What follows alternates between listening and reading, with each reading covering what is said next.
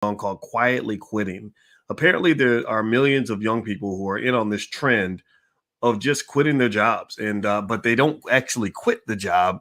They just kind of quit the job. I'm going to explain to you what quietly quitting is and give my thoughts as an OG on all of this. So get comfortable, buckle up, seatbelt. We're going to get started on the Black Financial Channel right now.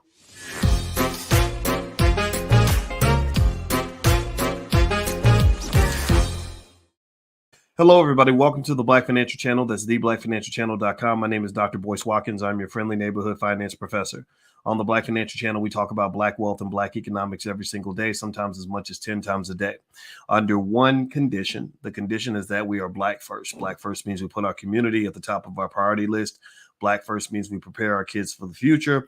Black first means that we believe in teaching wealth to each other so that we can have a wealthy community, because Black wealth is Black power. If you agree with that philosophy, put a B1 in the chat, B1 hashtag B and the number one.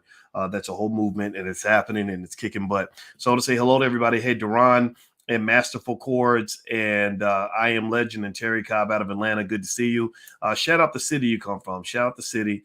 All right, so it looks like Masterful Chords already has a comment on this topic for today, and I'm going to break this down for you and kind of give you my thoughts on this. So give me so first of all, everybody, as you shout out the cities that you're from and you hit the thumbs up button, I want to ask you all this. How many of you have heard of this term? Give me a yes or no. Everybody answer. Have you heard of this term called quiet quitting?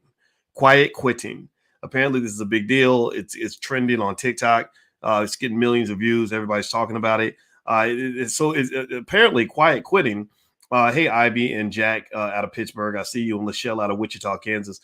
Quiet quitting is basically where apparently it's a trend amongst younger people, Generation Z. Generation Z is technically born in 1989 or later, that the Wall Street Journal has identified as this sort of phenomenon where they're quitting their job, but they're not really quitting. Like they're kind of like getting out of the rat race. They're kind of walking away from the corporate hustle, and they're doing the bare minimum to keep their job. So they're not getting fired. They're not walking away because they need the paycheck. They want the money, but they don't necessarily want the stress. And so I thought this was really interesting. I thought it was worth talking about. And it looks like it's getting millions of views on TikTok. They're sort of deciding, look, we're not going to take our job too seriously. It doesn't mean they're not taking the job seriously. It just means they're not going to take it too seriously. And it's interesting, right? And so to some extent, I'm going to just say this. I'm going to cheer for young people and say that I agree with this phenomenon of quiet quitting to some extent. I think that if you're walking away from the rat race and the corporate hustle, you're no different from what I was when I was 22. I will tell you all a quick little story. I was hot shitting in undergrad and in grad school and all that. I was the number one finance student at the University of Kentucky.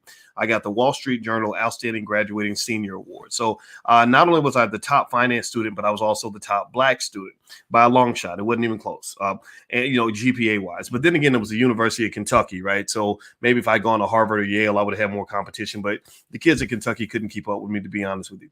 So I'm graduating, and because I had a high GPA, I got every job opportunity that I wanted. I got every scholarship I applied for. Everything I wanted to do, I could have done. And so I got this dream job. Remember, I told you all, give me a yes or no if you heard me talk about the term dream job and how that's a complete oxymoron, because you shouldn't be dreaming of labor. You shouldn't be dreaming of servitude. You shouldn't be dreaming of working, for some white guy, especially if you're Black. Don't get me wrong. Even if you're white, it sucks. But if you're Black, it double sucks, because not only are you a slave, but you're a Black slave, which makes it 10 times worse. But I got my dream job with, GE Aircraft Engines in Lynn, Massachusetts. And let me tell you about this job. They paid me a ton of money. They put me in a big, beautiful, expensive apartment in the middle of downtown Boston. It's extremely expensive. Go check out Boston Real Estate now and see how much it costs to rent a really nice apartment right next to Mass General Hospital, where the Harvard-educated doctors and lawyers are living, right? So this was big stuff. I'd really hit the dream. And that was when I learned that the American dream, I don't know if it was because I was Black. I don't know if it was because I just happened to have the wrong boss. I don't know if it was because I was at the wrong company. I had no idea. But all I know was I remember thinking, if this is the best that there is, then I don't want none of this crap. This is not fun. This is not, the job sucked. My boss didn't like me. I didn't like her. It was just terrible.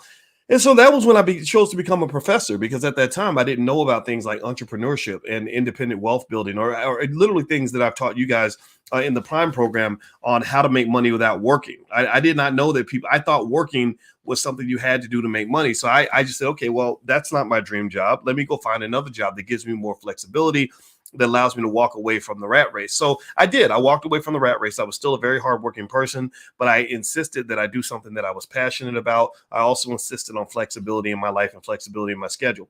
This was long before things like quiet quitting. This was long before the pandemic, where in the pandemic, you started seeing people do the things that I've been encouraging you guys to do for literally the last 15 years, which is sitting back and just reflecting on your life, sitting back and reflecting on how the corporate hustle has cheated you out of some of the most valuable assets that you were born with. God made you a millionaire when you were born.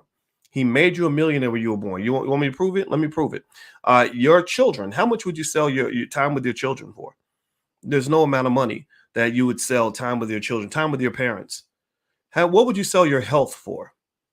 You wouldn't sell it for anything. Answer me in the chat. You wouldn't sell it for anything. So you were made a millionaire. You were given several things in your life that are so priceless that money cannot buy those things, right? But what happens is that because we were born after the Industrial Revolution, where there were deliberate campaigns by the government to convince people that going to work is the most important thing you can do, that serving the capitalist corporation was the most noble objective you could have. It was all part of a mind, like they were screwing your brain. I'm trying not to cuss anymore. I used to cuss. I'm trying not to cuss, I promise. But they literally were screwing with you to the point where they convinced mothers that you should spend more time at the factory than you spend with your own children. They were convincing fathers that you should want to sit up under your boss more than you sit with the people that you actually love. And so what happened is you started losing the things that money can't buy in exchange for a little bit of change. And it wasn't even a lot of money. It was enough money for you to pay your bills and to pay your rent to your landlord, but it wasn't enough money for you to actually become rich and independently wealthy. So I'm just going to say right up, point blank period, as I describe this to you, this quiet quitting phenomenon, that I support it. I think it's the right way to go. I think that anybody who goes into work needs to understand how to keep it in its place, how to understand, that it ain't that serious. And if all you do is define the quality of your life by how well you're doing on your job, I think that what's going to happen is that you're going to accomplish all of your goals. You're going to go out and conquer the world and become the highest level manager you could possibly be. And then you're going to hit about 42 years old and you're going to look around and you're going to be lonely as shit. You're going to look around and say, where's my husband? Where's my wife? Where's my kids? Where's my happiness? And, I got a big bank account full of money, but I ain't got nothing else. Some of the poorest people in this world are people that have plenty of money. And and I know that very, very clearly. I've seen it happen a lot. So anyway, do me a favor, hit the thumbs up button, thumbs up, share, subscribe. Just as a quick public service announcement, I want to warn everybody: when you go online, there are fake scammer accounts all over the place where there are people, literally, I think there's a whole factory of these people that are pretending to be me. I don't know if they just do it to me or they do it to a lot of other people. I have no idea, but I want to warn my tribe, my crew, everybody who watches me, be careful if you get a message from someone that appears to be me, who's saying inbox me or whatever, that just report that account and don't talk to that person, because it's not me. I will not message you in your inbox and say inbox me so I can tell you about my crypto scam or whatever it is. So don't do that. I don't want you to lose your money. All right. So here's the thing about this quiet quitting phenomenon. It's all over TikTok. Millions of people. It's mostly a Generation Z thing, and that's kind of up to that's kind of what young people do. Young people kind of change the narrative. Young people kind of step out and sort of do things different from their parents, and that's the way it's supposed to be. It's very logical. Now, it does not mean that young people know more than their parents. Right? It doesn't mean that parents can't learn from young people. One of the things I don't like is I don't like older people who think that they know more than young people, that they can't learn anything from the youth. But I don't like the youth who don't think they can learn anything from the OGs. I think that what you'll find throughout history is that most of the time when there's something that's new, it's really not new. It's just recycled.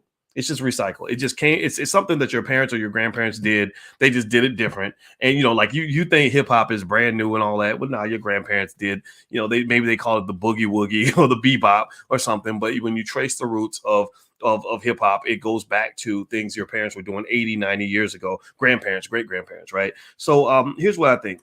Number one, I think that it's entirely logical. I don't think it makes sense to exchange your physical health in exchange for a job. I don't think it makes sense to give up your mental health for a job. I don't think it makes sense to give up your relationships for a job, because those are the things that matter. Your employer will work you into the ground. They will work you until you're dead and you will die at your desk, and then they're going to replace you within a week. So they don't love you. They don't care about you.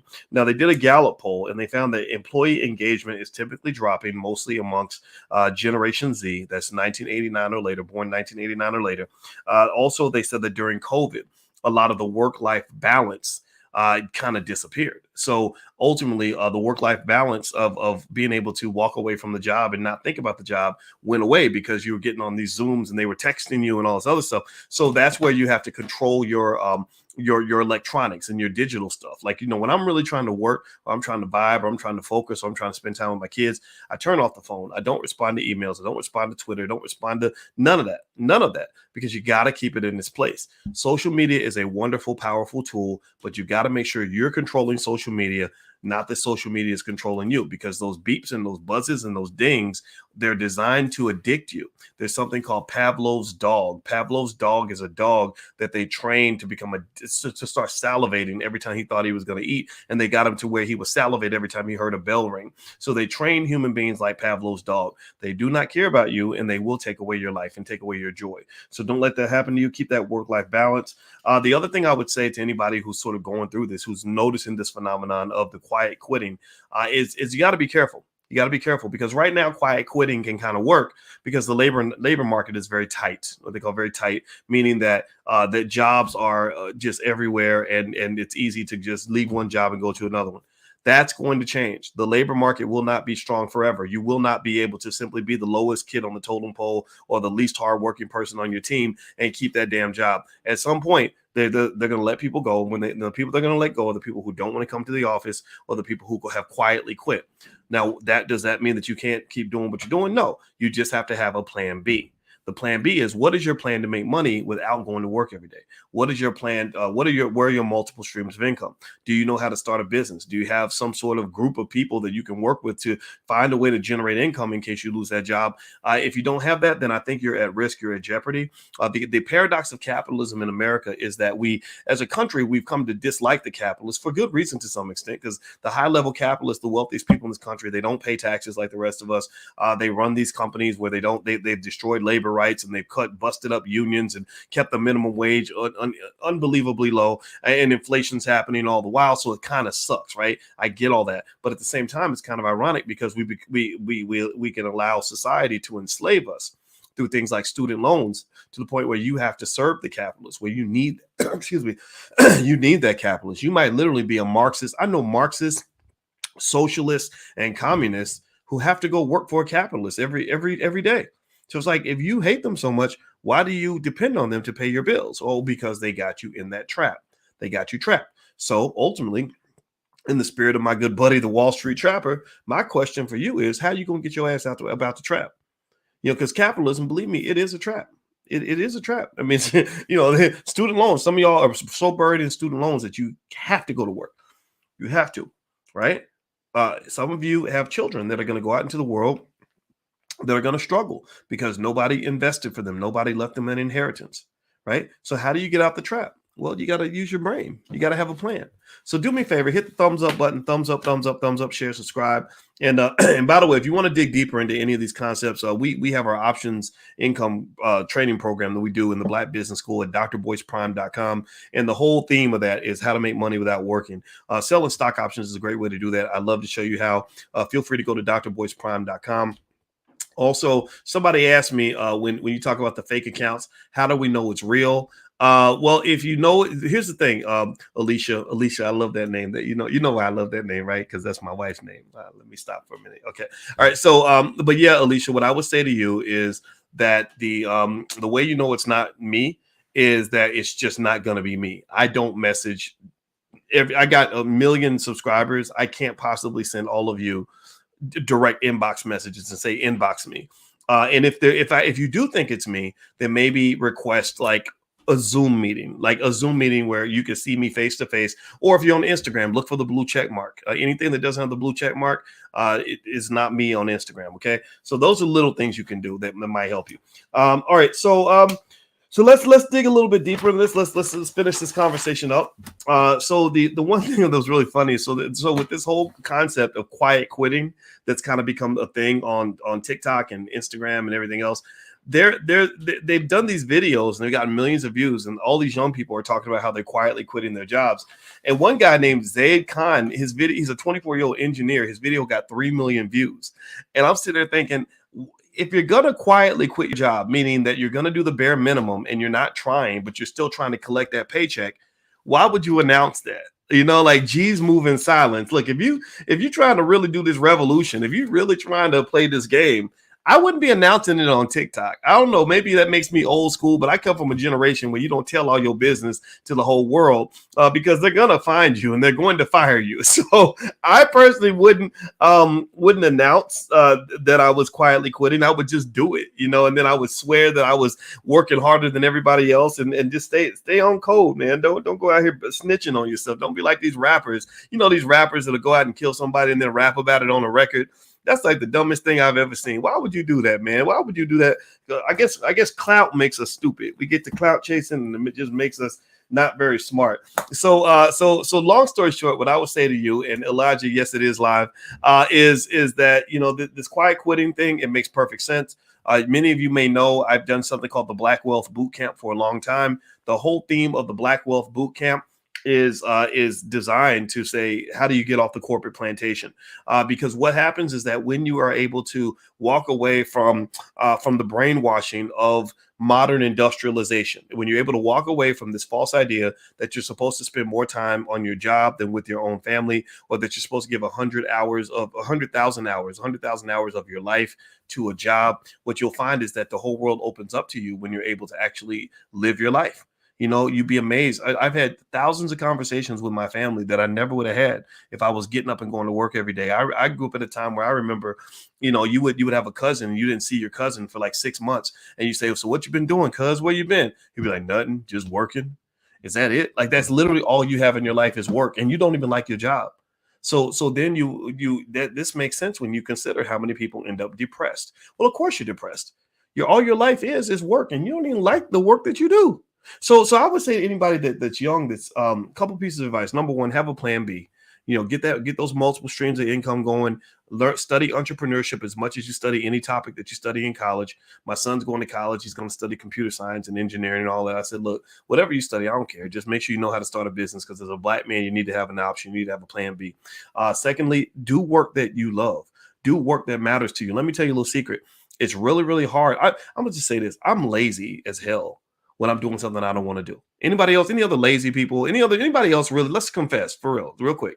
Anybody else in here get a little bit lazy when it's something you just really don't want to do, like get up and wash the dishes, or get up and go jogging, or get up and go to church, right? Anybody get late? I get real lazy when I'm being asked to do something that I hate, you know, right? But when I do something I love, oh, the laziness is out the window. You would think I'm the hardest working person in the world. You think people think I'm a workaholic. They're like, damn, doc, you don't stop working. You always working. I'm like, yeah, because I like what I'm doing. You know, this is fun. You know, this is like having sex. Well, not that great, but but it's pretty close, right? So really, that's the secret. Find your joy, find your bliss, and then build your career on top of that. Like, don't find the career and then try to find bliss within the career. You know, don't try to go say, oh, I'm going to find a dream job. No, I'm going to find a dream. And then I'm going to connect an income stream to the dream so that the dream will fuel my income stream. And if you understand business models and investing in entrepreneurship, then you can piece all that together in a way that really works for you. And you got to make your own decision. You got to move in your own direction, because unfortunately the world is full of sheep. There are lots of sheep who just go along with whatever they're told, and they just follow along the path. And then I want you to go talk to one of the sheep one day and ask the sheep how happy they are. I want you to look at their life, look at everything, look at their health, look at their wealth, look at their relationships. Are you happy with how much money you have? Are you happy with your relationship? Are you happy with your mental and physical health? And I guarantee you, a lot of these sheep are not happy. I'm not making fun of them, but unfortunately, in the real world, there are a lot of people who just kind of do things just because everybody else is doing them, and that's what they depend on. They depend on you lacking the critical thinking skill necessary for you to choose the path in your life that's going to work best for you. So that would be my advice I give to young people. I don't care if you quietly quitting. I don't care about those corporations. But I do care about you, and I want to make sure that whatever choice you make, that you put yourself in a good situation. Because believe me, that capitalist, I know I'm a boss. I run a company, and if I get a sense that you're just doing the bare minimum, you're not going to work for me. So the best thing you can do is make sure you have a plan B, so you don't end up being caught in a situation that you don't want to be in. So let me remind you guys before I head out. Number one, you can find this podcast on Spotify. So if you go to Spotify right now, look up the Dr. Boyce Breakdown. I'd love for you guys to follow on Spotify so you can listen whenever you'd like to listen. Secondly, tomorrow night, Tuesday night, we're hosting an event in the Black Business School that is free of charge for all students in the Black Business School. You can get started in the Black Business School for free. We have millionaires, billionaires, entrepreneurs, all kinds of people that come in and teach all kinds of topics, everything from real estate to how to start a business, everything you need as a Black person, especially to be successful economically. We got you on that. My PhD's in finance, but there's lots of other experts I work with. Just if you want to get on the list and get the invitation to the event tomorrow night, it's called How to Be a Millionaire with 5 minutes or less per month. How to be a millionaire with 5 minutes or less per month. That means investing 5 minutes of your time per month to become a millionaire. I can show you how to do that. So just text the word Boyce to 31996. That number's on the screen. Text Boyce to 31996. I will send you the invitation tomorrow, and you guys can join us for the event. It's going to be Tuesday night at 8 p.m. I'm going to do it one time, and everybody who gets on the text list can be invited. All right. So please have a wonderful day. God bless you. Please hit the thumbs up button on your way out. I love you. I'll see you soon, and happy investing. Talk to you later. Peace.